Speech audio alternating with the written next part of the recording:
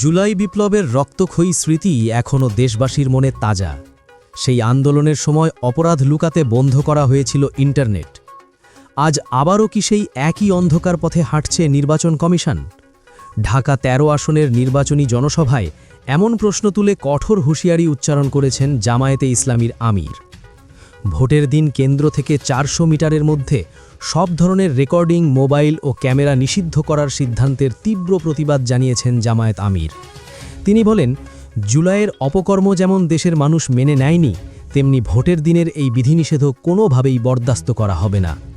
অন্তর্বর্তীকালীন তথ্য উপদেষ্টা নাহিদ ইসলামের উদ্ধৃতি দিয়ে তিনি জানান, এই বিতর্কিত প্রজ্ঞাপন প্রত্যাহার করা না হলে নির্বাচনী প্রক্রিয়া ভণ্ডুলকারীদের বিরুদ্ধে নতুন করে আন্দোলন শুরু হবে। নির্বাচনে পরাজয়ের ভয়ে একটি মহল হতাশ হয়ে এখন চোরা রাস্তায় ভোট হাইজ্যাকের ষড়যন্ত্র করছে বলে অভিযোগ করেন তিনি।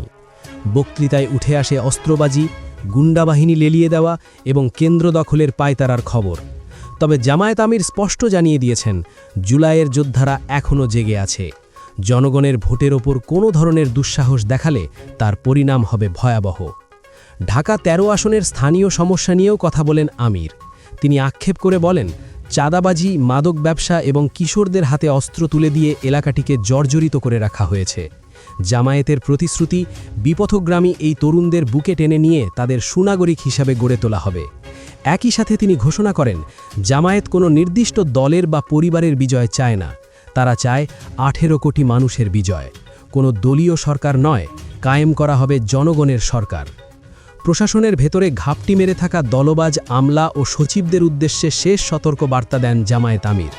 তিনি বলেন, ক্ষমা বারবার পাবেন না, অপরাধ করে অতীতে পার পেলেও এবার রেহাই নেই। জুলাইয়ের চেতনাকে ধারণ করে বিশ্ববিদ্যালয়গুলোর তরুণ সমাজ ইতিমধ্যে তাদের রায় দিয়ে দিয়েছে।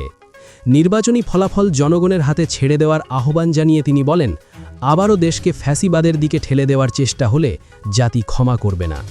চোরা রাস্তায় বিজয় ছিনিয়ে নেওয়ার স্বপ্ন যারা দেখছেন, তাদের জন্য জুলাইয়ের সেই প্রতিরোধের রাস্তা আবারও খোলা রয়েছে।